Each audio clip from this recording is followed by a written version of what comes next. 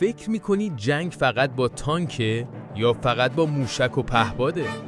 واقعیت اینه که توی دنیای امروز جنگ دیجیتالی مهمتر از فیزیکی شده.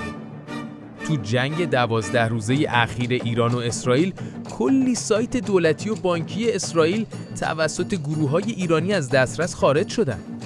هکرهای ایرانی حتی سیستم هشدار حمله هوایی تل‌آویو رو هک کردن. در مقابل اسرائیل هم بارها تلاش کرده سیستم‌های نفتی و زیرساختی ایران رو با بدافزار هدف بگیره.